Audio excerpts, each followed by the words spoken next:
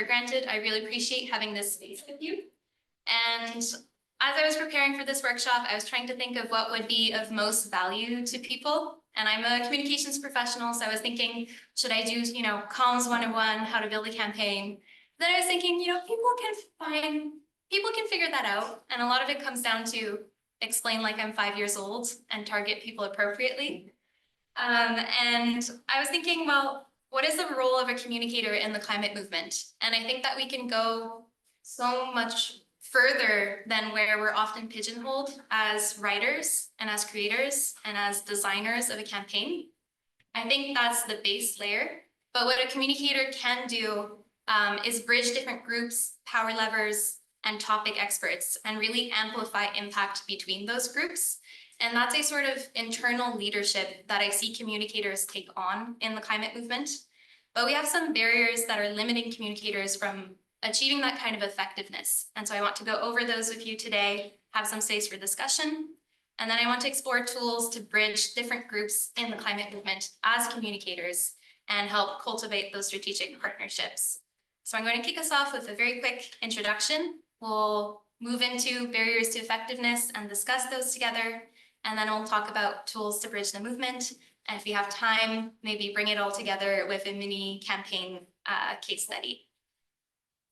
So my guidelines today in the room, not too worried about you all. You seem quite tranquil and kind, but please be curious, please be playful. I have a very fragile ego and I need you to be nice to me and to each other. And I love it if you're used to talking a lot, if you're someone who's quite talkative, please make space for others. And if you're a little shy or quieter, please take space today and step up and share your thoughts. And I'd like you as well to embrace depth. I like us to go beyond the surface level and just dig deep and look at where we are currently as communicators, just us in the room. And I wanted to start with a land acknowledgement. I think that's already been shared today. But what I will add to that beautiful land acknowledgement is that I find often as climate campaigners, we feel like we need to start everything from scratch. We sometimes feel like we're faced with a blank page and there's so much to do and so little has already been done. Welcome, please come in.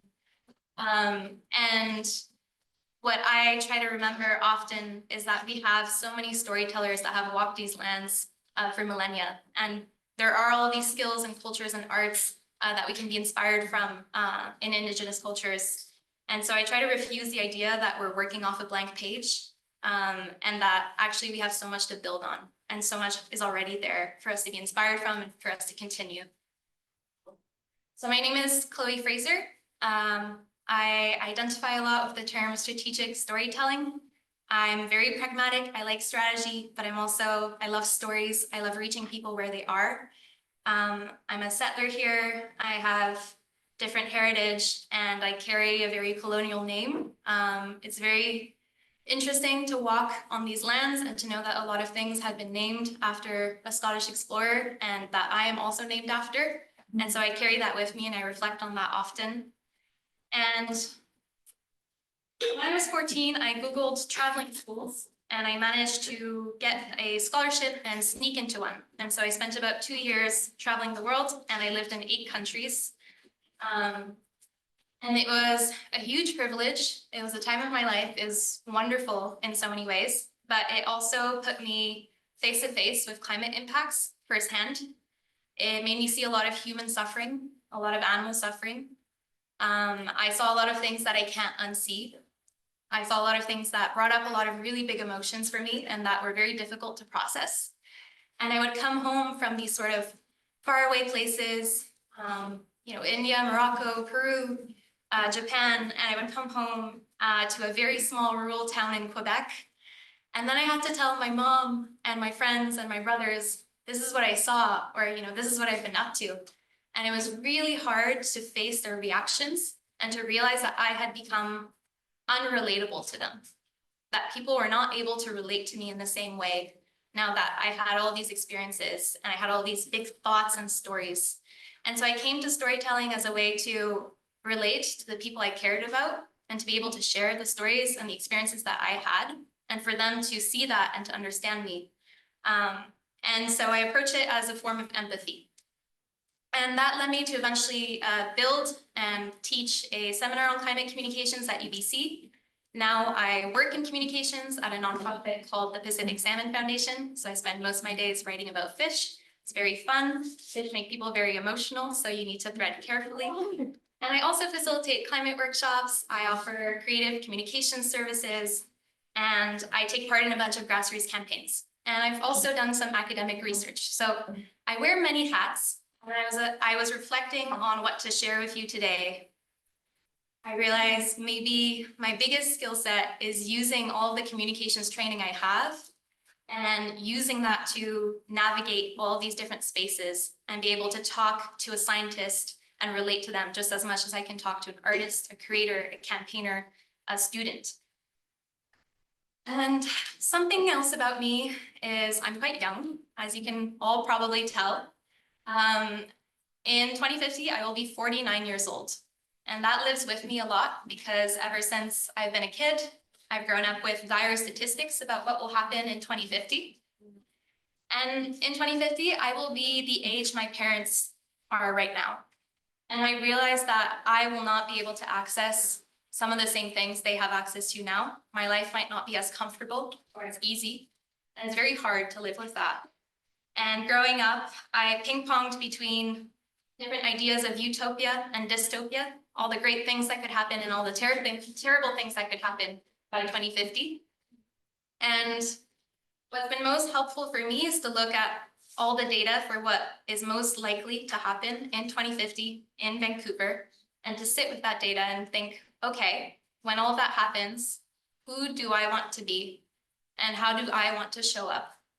Because there's no real tipping point where everything is lost. There's always just more that's going to happen. And how do I want to show up in that space? And I've come to two conclusions. I want to be doing things, and I want to be doing things with love and with kindness and with other people. And I want to work together. I want to be, the same way those people are laying down sandbags after a flood, I want to be that person. And in the climate space, we often talk about how everyone has a role to play. I'm a big believer of that. An activist I admire very much refers to Lilliputians in Gulliver's Travels. So the idea of these tiny little creatures together, all throwing up a rope and dragging this giant down to the floor. And I love this metaphor, but I sort of resist it. I don't think it's the perfect metaphor for us. And part of my issue with it is that I don't think we're that small. It's very easy for us to fall into a David versus Goliath type of narrative, but we're actually the majority. In BC, 75% of us really care about climate change and want to do something about it. And so we are huge. We are the giant. And my other issue with this metaphor is we're not that coordinated. There's this idea that we're all going to do our part and we're going to drag something down together. And maybe some of us are stuck pulling on a toe and others are yanking at a shoulder, but we're not all pulling on the giant together in similar forms and in a coordinated fashion. And so I'd like to kick us off with an icebreaker. I'd like you to choose two people around you, ideally people you don't already know. And I'd like you to talk about the role of a communicator. If you like communicating, I think you are a communicator and you'll have a role to play. And I want to talk about the value you think you bring as a communicator in the climate movement specifically. I'll give you 2 minutes. Please go ahead. For people on Zoom, please drop in the chat. Where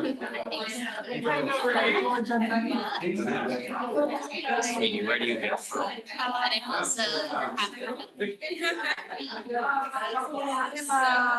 I grew up here, went to SFU, but I'm a professor in Toronto now. Okay. Well, actually, randomly unrelated to the art stuff. I do like mental health. It's not medicine. Inequality and rent and cost of living and mental health. So my main thing, I guess, was the communication. What they can do as an individual in relation to these larger structural elements. Try and unsettle the idea that we should always be focusing on what the individual should do.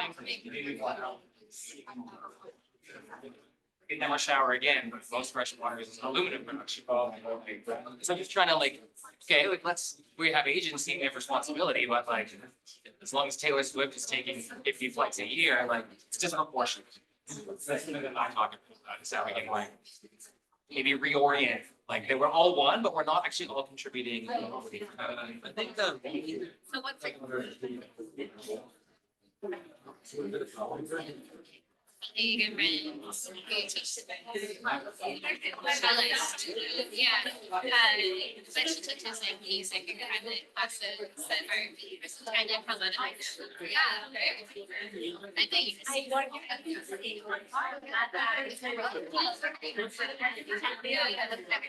need to know about 40 seconds. So please share your last thoughts. Online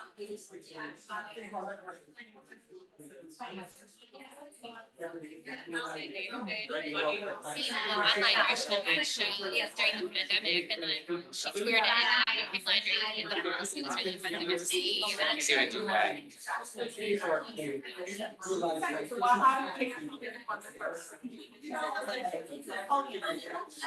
So I also work on kind of issues. If I could have your attention back in the room, and if I could have everyone looking at me, please.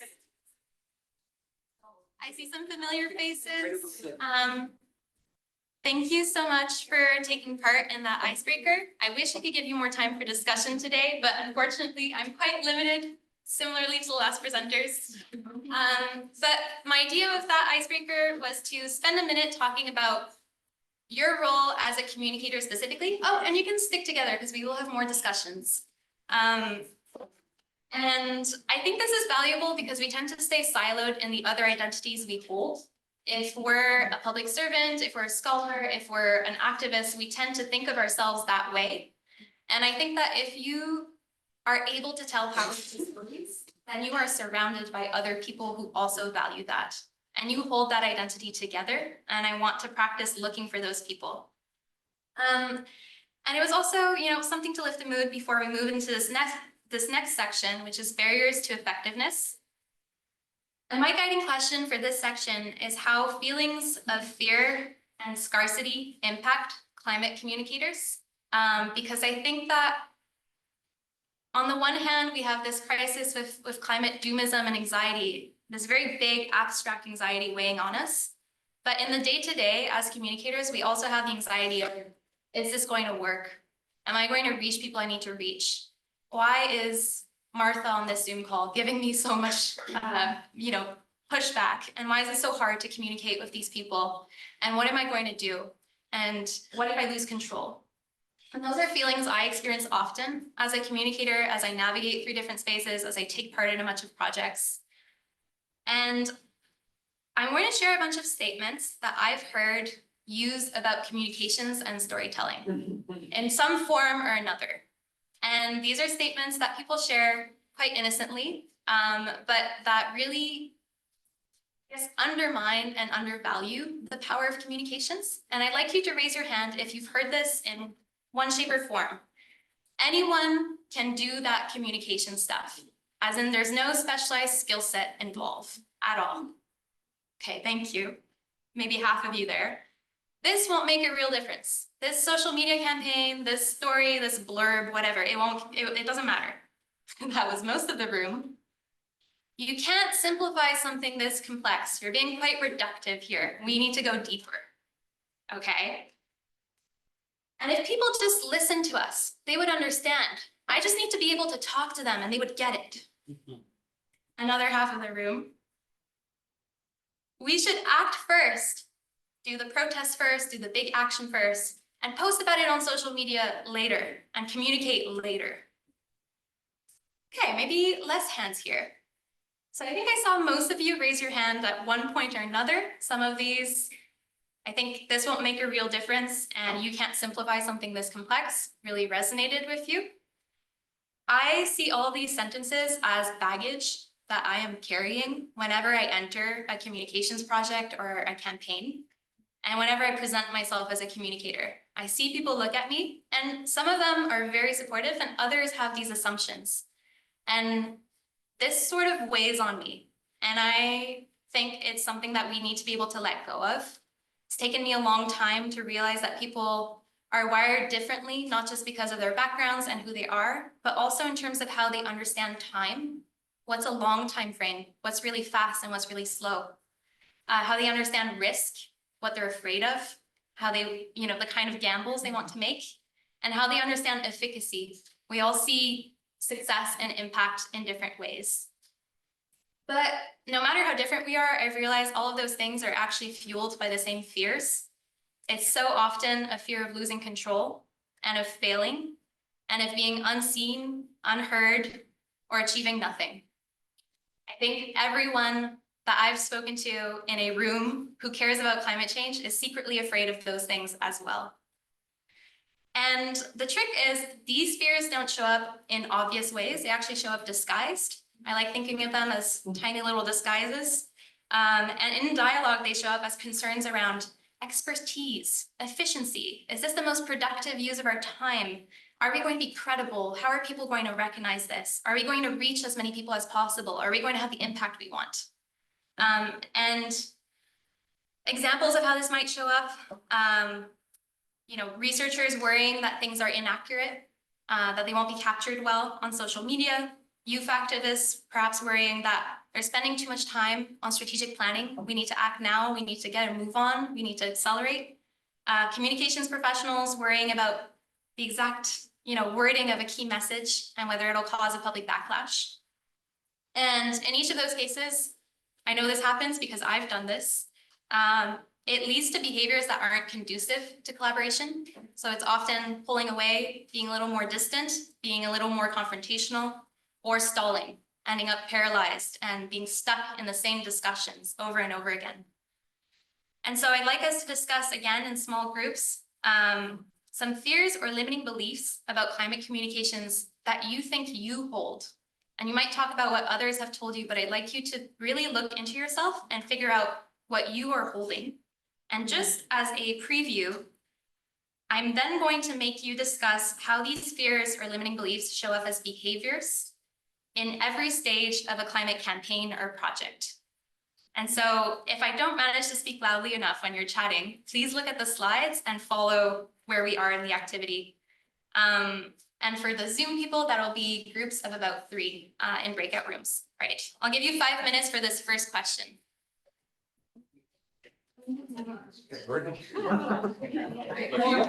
Just came in and I have no idea what's going on. Talking about fears limiting beliefs about climate. I'll say one. Sure. A bias I hold, I guess, is that the individual action is quite like foreseeable based on myself. Maybe subconsciously being like individual consumer choices have very little effect.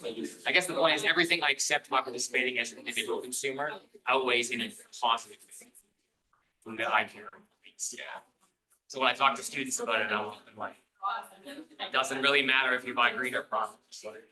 If you can afford it, I guess go for it. But I don't think that's necessarily true, but it's when I catch myself believing. Yeah. Interesting. I think for me, I was like, she was moving from me. I fear that that's going to translate into good for it. That's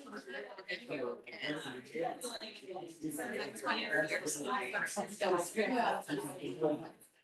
It's become more public. I start getting comments, I'm playing, pickleball or games.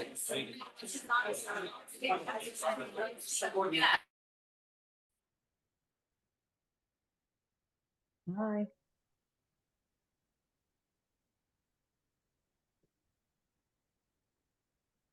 I guess the activity is for us to discuss for 5 minutes what are some of our fears and limitations.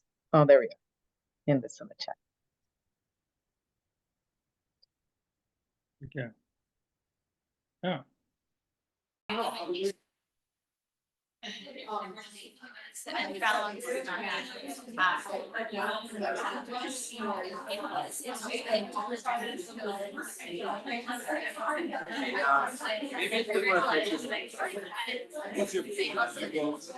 Taxers, I think of like alienating people in this conversation. is capturing sometimes this idea of, like, I don't, I'm not gonna, I don't believe in like a neutral position, but also figuring out like how much of you can have your attention back for 30 seconds. Everyone's eyes on me, please. Everyone's eyes on me. Yeah, close. Okay. We're going to discuss. Sorry, the folks at the back there. Thank you. Just 20 seconds here. I'd like you to talk about how these fears and limiting beliefs manifest. In other words, what behaviors do these lead to? How do these concretely show up? And how do they show up at every stage of a climate project? So the planning phase, the content creation phase, and then the dissemination phase. And if you can write some of this down. You can draw those 3 circles and start putting notes in, or you can just chat about it for another 5 minutes. Thank you. I mean, I think the use of scarcity is interesting. I was happy to see it. I mean, again, I do like my training's like political economy, so I talk a lot about like the problem with the way we think about our relationship to nature is it's kind of like a false scarcity paradigm. Like nature is like a source of like abundance and overflowingness, and we kind of create a system that imagines it's scarce because we can like charge more for it. Or we can find new things, right? So I think this concept of scarcity is interesting.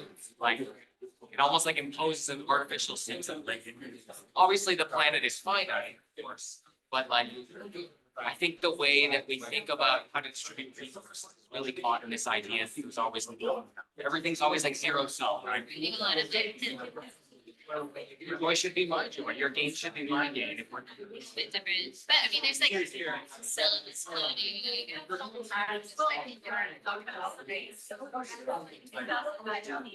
an example, even my students, like, you kind of want, you're sort of annoyed at it and happy, but you're also like, I kind of want it, And I think that that way of thinking gets us caught sometimes. It's just like, there's a subtle layer of competition. I don't think it's natural, but I think it's just very deeply ingrained in social media. Not only like that little bit, especially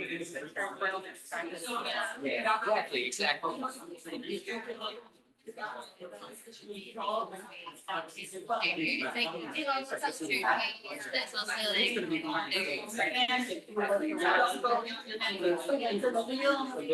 When I go back, if we're doing this weekend, we're going to yeah, anyway.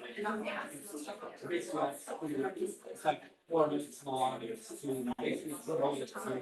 Whoa, but it's or your here. Yeah, exactly. And if you're like too interdisciplinary, then you like don't really have a home or like place. And, like, that's what I mean, really.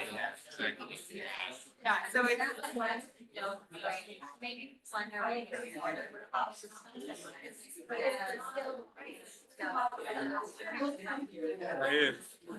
Does this make sense to you?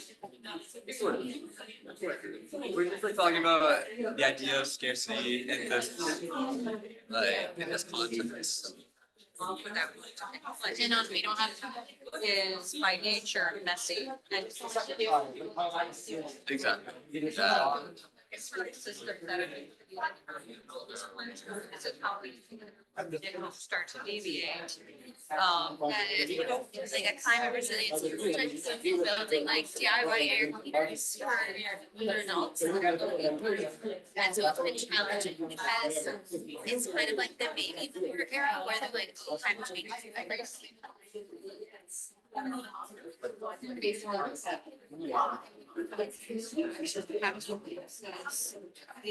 The scarcity makes me fear like the pushback or people almost to follow that.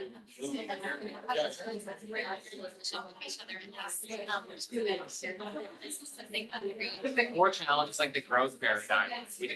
But healthier relationship to your students by reason. And also, Technology of the cancer cell. Let's continue to grow. there's a lot. Back to the front.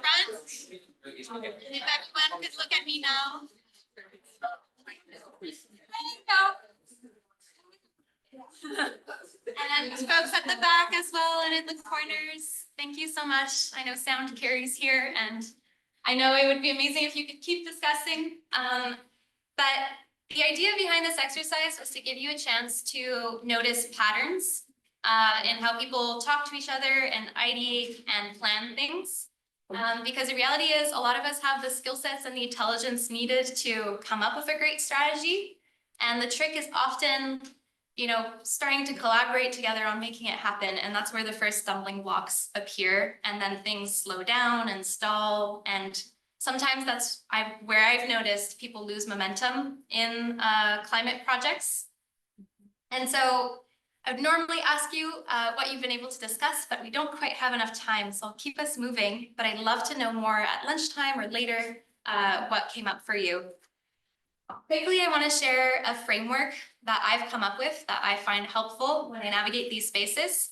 I've looked at all of the behaviors and all of the issues that I've ever had in all of the climate projects I've taken part of as a communicator.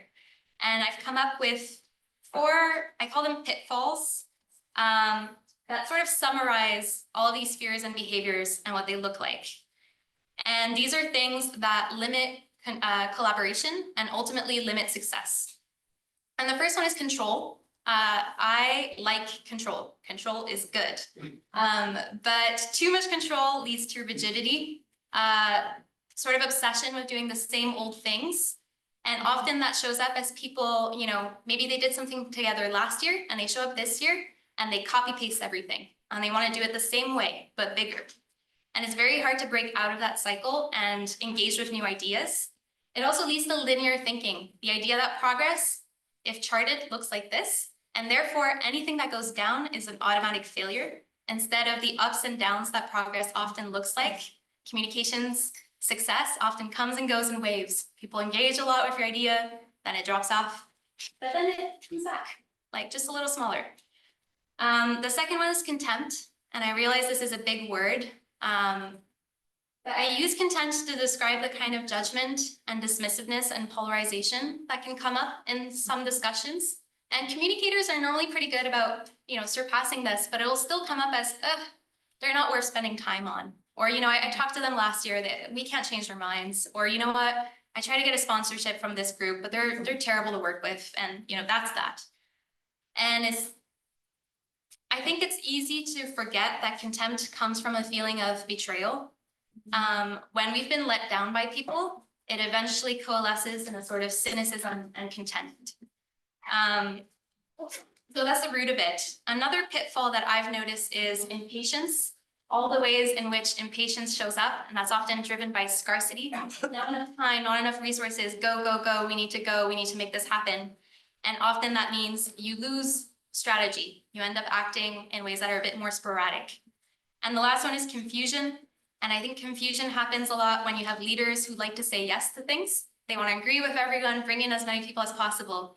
But that means the agenda keeps changing. It's very hard to stay focused. And eventually, if left unchecked, that leads to paralysis. You don't choose what you want to do. So those are the 4 pitfalls of climate communications for me. And because I like business and I like reflecting on myself, I've actually drawn this circle for myself. And I've tried to figure out what shows up the most for me. And I think it's a mix of control and confusion. But I think we all have a little bit of each of those. And so if you find it helpful, maybe later you can journal, draw this in your notebook, and try to see how these things show up for you.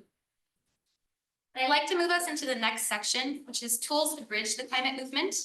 And my guiding question here is what working collaboratively and acting strategically look like in practice. And I realize as I say that these kinds of stock images might come to mind for you. You've probably gone to a lot of conferences and been told to, respect each other, collaborate, be nice. And that's not the kind of stuff that I want to share with you. I want to go a little bit more specific. I want to go into more detail of what it looks like, what the application looks like. And I'm hoping to give you some tools that you feel you can rely on and that you can whip out of your back pocket in the next Zoom call you're on when you start getting a little frustrated and heated or maybe a little anxious. So that's the approach I'm taking. And the idea here is not so much tools to bridge the movement between your group of climate communicators and external audiences. I want to look at what's going on internally. So this is you and your partners and other communicators. How do you reach them and how do you build bridges with them? And my first tool is proactive alignment, as in be very, very intentional about aligning with people, discovering what drives them, so that you can connect deeply. And when conflict arises, because it always will, you have the tools to manage that conflict and to diffuse that person. I'm moving quickly through the slides, but it will be recorded and I can share these later. So this is something you've probably come across and you probably already do to some extent, but how often do you make the time to actually ask yourself these 3 questions about everyone you work with? What drives them? What does success look like to them? And what are they afraid of? And the ways in which I try to figure this out very intentionally, and I make the time for this because I think this matters more than almost everything else, than all of the execution of the project you're doing. You know, how did you get involved? What do you find challenging, surprising? I've noticed you looked worried about this. How come? Why? If you had more time, what would you spend it on? And I look for things like shifts in emotion and enthusiasm. I look for mentions of how they spend their time outside of the project we're working on, things they're always keen to chat about and things they're really quiet about, because that might be something they're worried about or they don't feel confident in. I look for analogies, comparisons, if-then statements. Those often signal what somebody values and how they see success and how they see failure. And when I notice those things, I try to name them out loud. Because even if you know these things about someone, what really shows them that you get it and you're on the same page as them and you're working in the same direction is to actually say it out loud back to them. And often I notice kind of a slump in the shoulder of like, oh yeah, you're on the same page as me. And that's what gets people to defuse a little. Slow trust is another. It's often said that people need to move at the speed of trust. I think that's particularly true with Indigenous partners, but it's true with everyone. And the way I try to build trust is to be generous with validation, with gratitude, and with how I co-create with others. And again, this sounds really obvious, but how often do you take the time to give compliments to people and to notice their efforts and to write a little note after a meeting and go, hey, that was a really great point you made. And I know you just joined 2 weeks ago, but you're bringing a lot of value to this. And I share this because as a quite short, soft-spoken young woman who's 23 years old, I often feel dismissed in meetings and I don't often feel seen. And it's actually very hard for me to feel included in the spaces I gravitate around. And I know that if it's hard for me with the privileges I hold and the ways I'm perceived, it must be a lot harder for a lot of other people. And these are the ways in which you can bring them into the fold. And to do that, it often means letting go of notions of hierarchy and of how you like to communicate. When you enter a climate space, you are surrounded by people who have very different educations and jobs and disciplines. And so it means that the status that you're used to having doesn't mean as much in this new space. And you can't rely on being known as a professor or as a scientist or as an activist in the spaces you normally gravitate in. You need to let go of that and see how you can form a new hierarchy together and how you can establish dialogue as equals. And so I like to show appreciation. I like to tell people I'm thankful for their time. I like to acknowledge expertise and all kinds of expertise. And I ask people, could you be our rep in this kind of work? Your expertise with this is so helpful right now. How could we approach this with this kind of lens? Or could you help translate that kind of work to us? And I like to ask for input as much as possible. I create that space for people. These are the kinds of things that I say to do it. And I particularly pick up on when people are more quiet than they normally are. There's a lot of factors behind this, but often it's because suddenly they feel like they're in over their heads. And in terms of my work, I try to manage expectations. Under promise, over deliver goes a long way. Again, very obvious, but how often do you consciously think of this and under promise when you're talking to partners? And I like to be as predictable as possible. I like to check in once a week by email to the same people. And I try to pick my lane when I join a new campaign or a project. It's very easy to be a yes person and to end up doing a lot of things. But often that makes people uncomfortable because they've been doing that for years, or that's their thing in this group. And how can you join that lane with that person's consent and without putting them on edge? And another thing I'd like to talk about is targeted impact. And I think you're all quite familiar with target audiences, or the idea that you should not try to reach everyone, but you should pick, a specific kind of person or group you want to reach. What I want to share here is not why you should have target audiences, but actually how to convince other people around you that you should have target audiences. Because I find it's not as intuitive for people without a communications background to try to focus their efforts. They often want to reach as many people as possible. You just want to get the word out as much as possible. And it's very hard to work against that and to sort of be like, but actually it would be really great if we narrowed our efforts and we focus on a small audience that can catalyze broader change. And so sometimes I look at the data, I translate it for folks in the movement that I'm in. I talk about the kinds of high impact groups we could target and the resources we could put into it, but that's sort of like making a business case. And as we all know, as communicators, people don't like statistics as much as they like stories.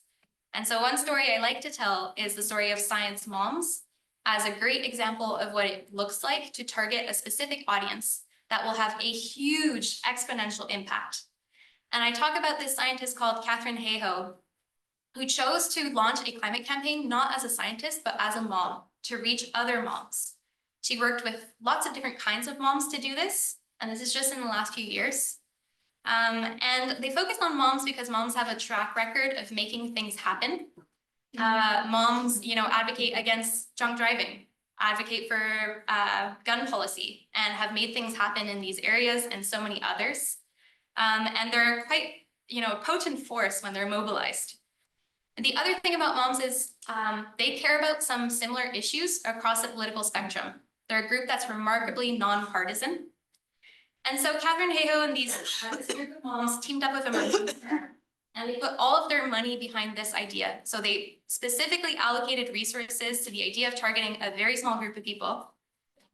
And they thought, well, it's worth it because moms trust other moms. And so if we can just reach a few moms, those moms will tell all the other moms in their neighborhood, and it will be a ripple-on effect. And they've reached more than 80 million moms by being able to pair quite emotional, beautiful pictures of moms with their kids and the realities of climate change. And their website looks like this. This is the kind of messaging that they have specifically to reach moms. The idea of unnatural disasters, the idea of protecting the people and places we love, and the idea that there are already 80 million people doing this and you can be one of them. And so in fact, you're part of the majority and you can be left out if you don't do this. I also like this mom quiz at the top. I think, it's a bit of a meme that moms and that generation like taking quizzes, but they've run with it and I think it's successful. So that's one example of targeted impact. And that's one of the stories I share when I tell folks in my groups, like, oh yeah, we should really choose a target audience for this. And they're like, oh, actually, we just want as many people as possible to show up. And I'm like, but actually, if you target a smaller group, more people will show up in the end. Another tool I have is adaptive engagement. And this is the idea of continuous engagement through multiple touch points and feedback loops. And I say this because something else I've observed in campaigns is I have this really big project, or I have this really big event or this protest I want to put on. And this is the whole idea behind it. And we want as many people to show up as possible. But there's no plan for after. Once you have all of those people and once they're mobilized and once they show up, what are you going to do with them? Is it the end once they show up at the event? Do you have a plan to collect their contacts and try to re-engage them and try to keep chatting with them and create a group? And in terms of getting them to show up, what are the different touch points that you've created to build that engagement with them? And so as a communicator in the movement, you are naturally talented at creating milestones and at being able to create specific points in your process where you can take a step back and reflect and adapt to the kind of feedback you receive and be able to change the plan that you've made to move into the direction you've noticed is successful. So not sticking to the plan that you already have, but being able to change and to re-engage consistently with the same people. And one story that I share is, this happened many years ago, it's a few decades old, but a very large firm called LG, they make all the TVs, wanted to create their headquarters in this very beautiful area here, the top right. And that would have been a massive building, right, on this beautiful sort of landscape, and it would have ruined the view. And this one group was like, okay, how do we get LG to not do that? And ideas were thrown out of creating a massive project, a protest, something, get as many people to show up as possible. But this marketing firm thought, well, what if we just targeted people in LG directly? And what if we targeted the people with the highest and the greatest influence in that company? And they put all of their money behind this idea. They allocated resources to this. It's very important to allocate resources to advertising, to your plan. And they bought out Google search ads, which means ads that show up when you search something on Google, TV ads, they got cookies. And basically they created this kind of material. And all of the ads had the executive's name on it, and then a call to action on stopping the construction of LG. And these are examples from previous campaigns that have used this method in the past to fight against apartheid and to fight against climate change. So it's decades old, but essentially what it created was a period of about a few weeks where every single time an LG executive looked up their own name or tried to look up something related to this issue, this place, this building, their company, an ad with their own name showed up. And this was on their TV, on their phones, on their laptops, everywhere they went. And people were emailing them about it, like, oh, did you know when you look up your name, this happens? And the catch was that they actually spent very little money on this because they only targeted those executives and their assistants. And those executives didn't know that hardly anyone else ever saw those ads, just them. But they were convinced that the entire public was seeing those ads as well. And so you can spend, maybe, I have no idea how much they spent concretely on this, but you can spend 50 or 100 bucks a head on targeting very specific people and get a huge impact and have a company like this halt their construction. Obviously, there were many more campaigns involved, but this was a big piece of it. And my last tool I want to share with you before we move to a bit of an applied scenario is the idea of being a neutral convener in the groups you're a part of and being able to solidify a collective identity for your group. As a communicator, you're naturally prone to seeing, this is where we want to go, this is how we want to do it, this is who we are. Other people might not have that skill set, or it might not come as intuitively to them. And it's very powerful for you to be able to name those things out loud and share them with people, because that's what keeps people going. So the ideas I want to share here and the tools I have here are to act as a sounding board, to be a person that somebody comes to share a new idea that they had, and you go, that's great. How do you see it fitting in with, our bigger strategy that we talked about last week? How do you see that aligning? Or that's amazing that you had this idea. What goal do you think it's going to work towards? And that gets people, I guess, to filter and frame their ideas and to start moving together in the same direction a bit more. And I also try to describe our mission as much as possible and give it adjectives, give it qualifiers. We're a group of these kinds of people, and these are the things we care about, and this is who we are, and this is what we're doing. And I give it as many adjectives as possible. And I tell them how I talk about our team to other people.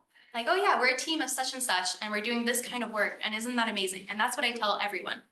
And I also create space for milestones. So whenever I notice that something's happened, I try to take a step back and talk about it, because that creates pauses for learning. In the climate space, because we're fueled by feelings of fear, of scarcity, of wanting to get shit done, often it's all go, go, go, and we don't have those checkpoints to reflect. And so I like trying to create those in the spaces I'm in. And so that brings us to maybe a mini exercise that I think we have time for, but I'd like us to essentially, in groups of 3, pick a campaign scenario. And, the idea here is not to focus on the campaign scenario per se. It's just a frame to use. But try to pick a campaign scenario with something you want to achieve. And then I want someone in your group to act as a challenger. And challengers are good. They help us grow. They push us. There's nothing wrong with these challenger identities. But I want someone in your group to basically act with feelings of fear and scarcity and not being convinced about your campaign strategy and maybe moving against your team's efforts. And I want you to practice responding to that person if you can. So please choose someone in your group that would be that person, maybe someone who's uncertain, and practice playing out that role. I'll give you 4 or 5 minutes. This is very short, and then we'll come back together and wrap up before lunch. We choose from one of those three. Yes. Choose one of them. We can do this. Choose one. Well, because I'm arguing with. Let's big whale. What's What's the scenario you want? I'll be the veteran campaigner who says, let's call these politicians like yesterday. What's the campaign scenario? All three of us each choose one of those. Okay, so,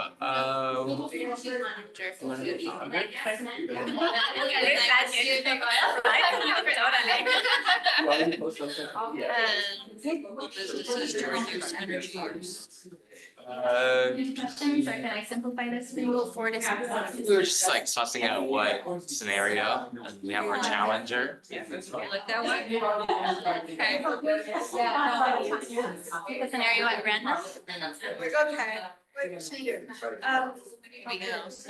Okay. Yeah, local businesses reduce energy use. We have people in all of the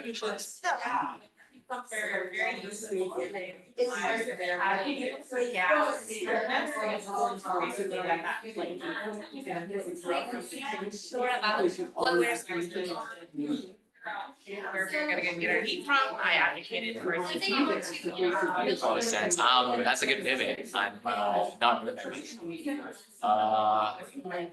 Yeah. See, but a professor, you don't have to give the student. Which one did you pick? You got the power. I down there. For better and worse, you know? Yeah. Yeah, I don't know, that makes a lot of sense. Yeah, you'll save money businesses if you cut down the energy, and the politician, they're not really interested in your bottom. So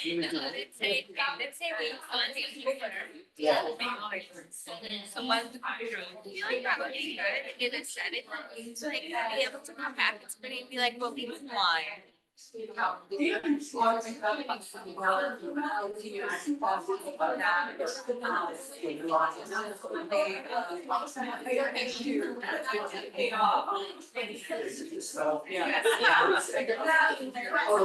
why else?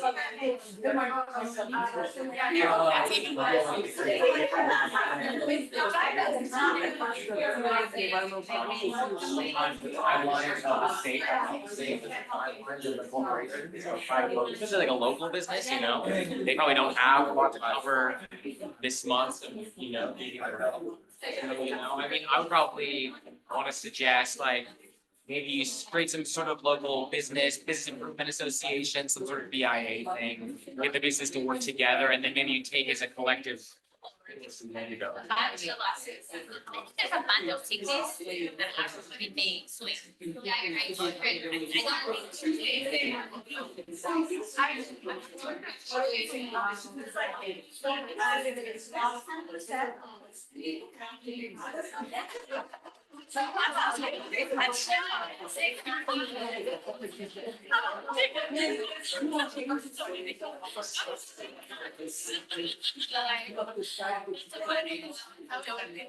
Double bottom line. Double. Nice, give me one of those. There's probably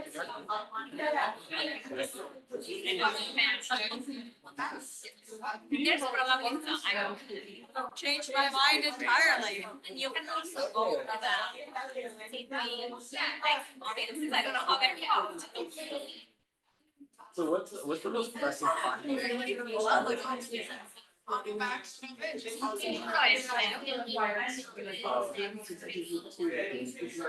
the same time, I'm kind of like. No, it's a good thing. I'm just trying to imagine. Yeah. No, you can really think of it. That is fine. That they may very. Well, you're thinking about it like, if I was actually like someone. Well, I like these other avenues. Yes, yes, yes.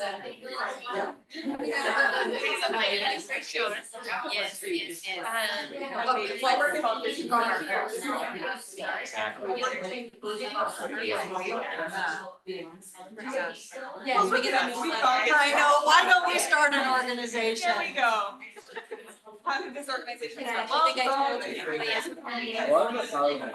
Permission, we are, we don't have, but we're. A very targeted campaign that may be. And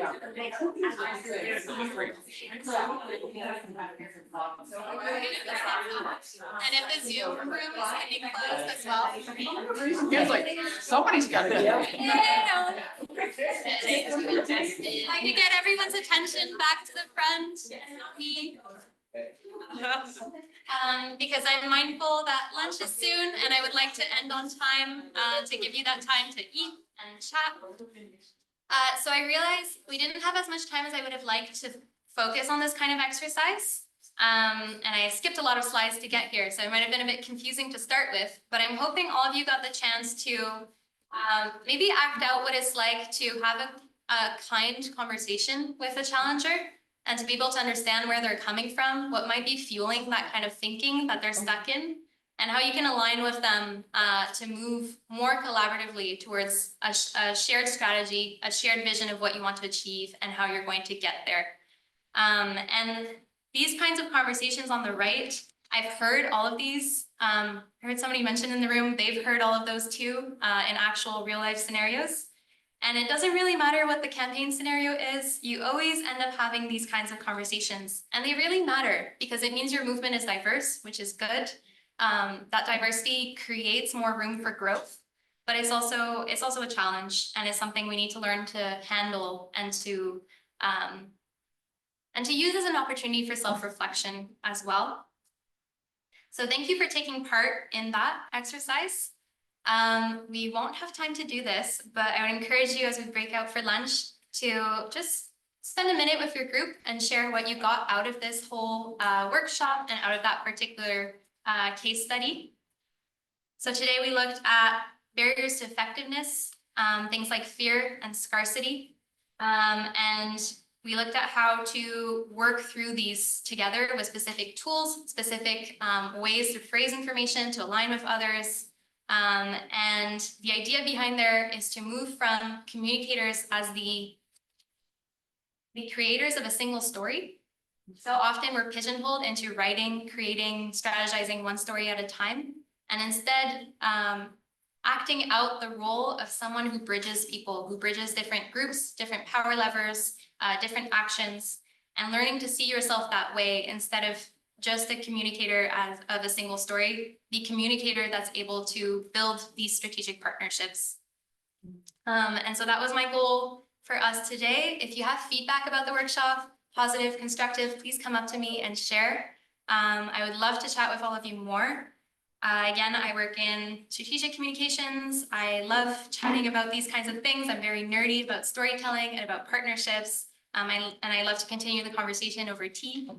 This is my email and website if you'd like to connect. And I hope you have an amazing day at the conference. It was great to meet you all. So thank you.